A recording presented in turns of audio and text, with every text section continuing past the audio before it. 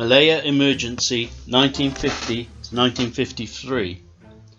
In February 1942, after the Japanese had overrun Malaya and Singapore, the Malayan Communist Party offered its services to the British government in organising a resistance movement.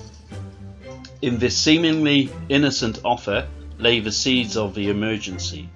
That proposal was accepted, and the Malayan People's Anti-Japanese Army, MPAJA, was formed.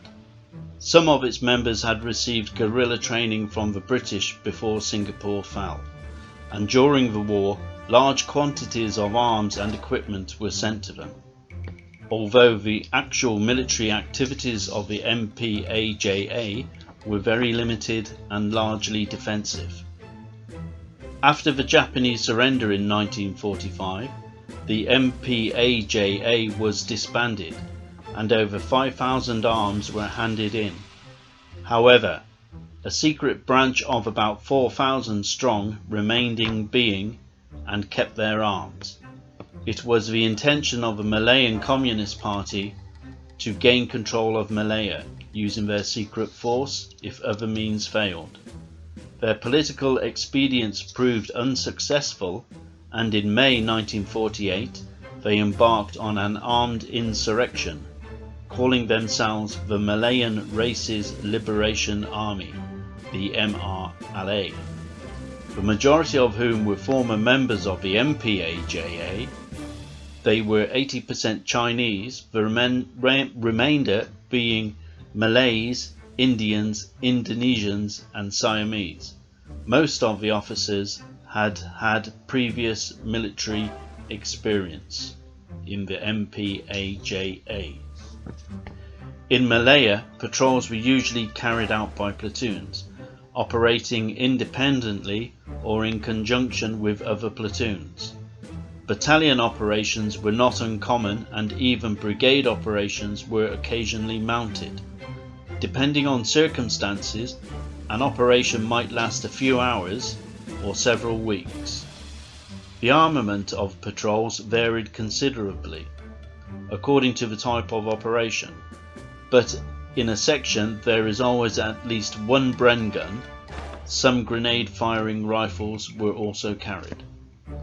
On the 27th of May, 12 Platoon D Company, commanded by 2nd Lieutenant W. O. Morris, Royal Army Ordnance Corps attached to 1st Battalion Worcestershire Regiment.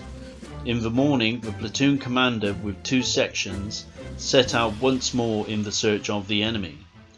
They moved due west into the jungle and followed a narrow track, which had jungle on the left and felled jungle on the high ground to the right. The track was used by woodcutters who were engaged in cutting the jungle further back.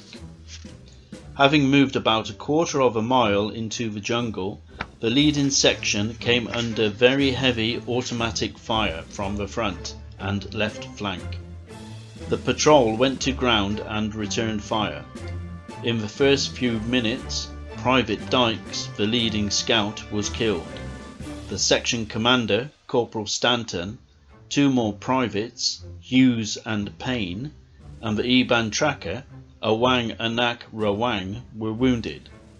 The platoon commander shouted several times to Corporal Stanton to withdraw his section, but he received no reply.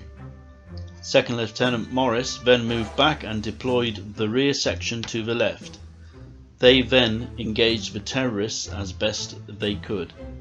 2nd Lieutenant Morris moved forward again to investigate the state of the leading section. During this time he fired 2 complete magazines from his carbine. The platoon commander was killed shortly afterwards, but the platoon fought on for about 40 minutes, then the terrorists withdrew. The sound of the firing had been heard back at the company base, and the company commander with 2 platoons moved out and arrived at the scene of the action about an hour later.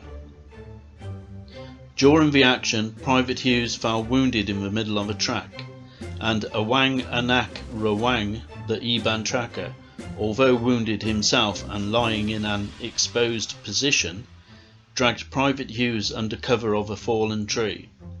From behind the tree, Awang defended Hughes and continued to engage the terrorists as they tried to approach. For his gallantry, Awang Anak Rawang was subsequently awarded the George Cross. He was the first, and at that time to be the only Iban tracker to receive such an honour. A total of 21 are on the Roll of Honour who were killed in action or died while serving in Malaya.